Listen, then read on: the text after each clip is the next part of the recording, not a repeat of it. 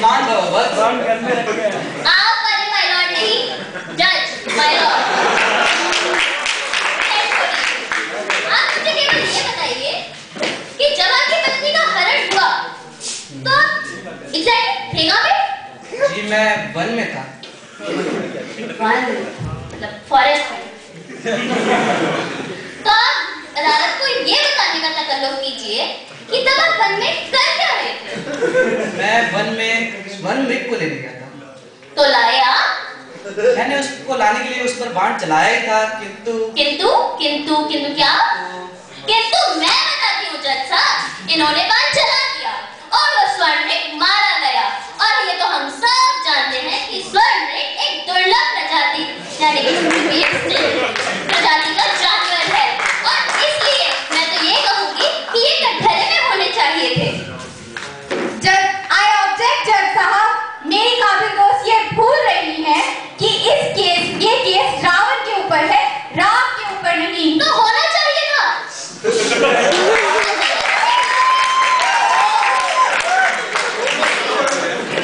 My Lord, मैं अंत में बस इतना कहना चाहूंगी कि इन पुरुष ने कौन सा जुर्म नहीं किया, अपने भाई के साथ मिलकर मेरे मुवक्किल रावण की बहन की नाक काटी, खुद एक दुर्लभ प्रजाति के जानवर का शिकार किया।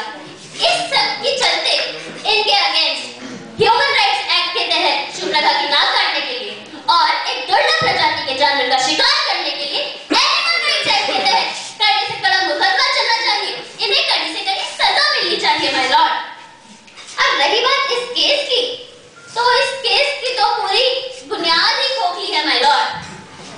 इसलिए मैं चाहूंगी कि मेरे मुवक्किल को बाइसन बरी कर दिया जाए। Okay.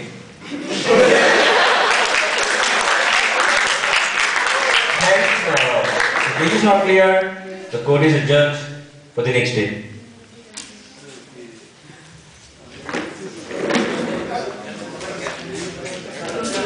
घबराइए मत, आपको कल फिर से नहीं आना होगा। आज 10 साल हो गए उस पहली सुनवाई को। न्याय की आड़ में आरोप प्रत्यारोप का कुछ ऐसा जाल बिछा कि तारीख पे तारीख मिलती गई। मुकदमा असली सच्चाई से कोसों दूर चला गया। आज वही मुकदमा निर्णायक मोड़ पर पहुंच गया है।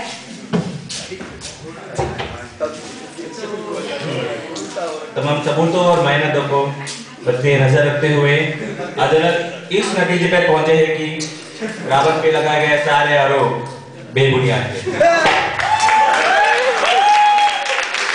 इसलिए अदालत रावण को बाइज्जत बारी करती है।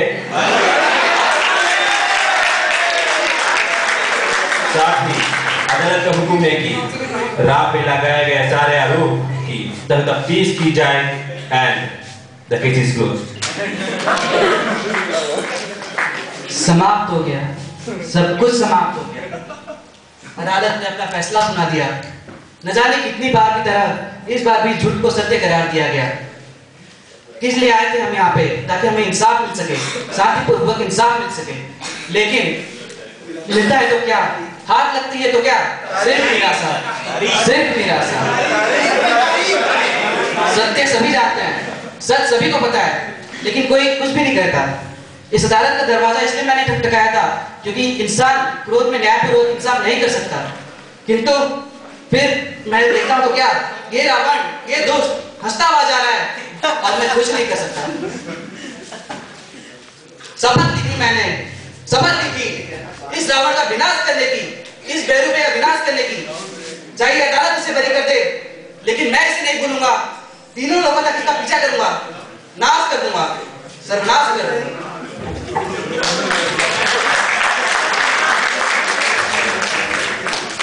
तो हो गई कलयुग की ये रामायण खत्म। इस रामायण के अंत में भी राम ने रावण का वध कर दिया। तो क्या त्रेता युग की उस रामायण और कलयुग की इस रामायण में कोई अंतर था? अंतर था। अंतर ये था कि युद्ध भूमि में 10 दिन तक लड़ी गई वो रामायण आज की न्याय की रणभूमि में 10 साल तक लड़ी गई। अंतर ये था कि कानून ने सच्चाई का साथ छोड़ा और राम ने कानून का। अंतर ये था कि ना तो सत्य की जीत हुई, ना असत्य की हार। हार हुई तो सिर्फ कानून की, हमारे संविधान की। धन्यवाद।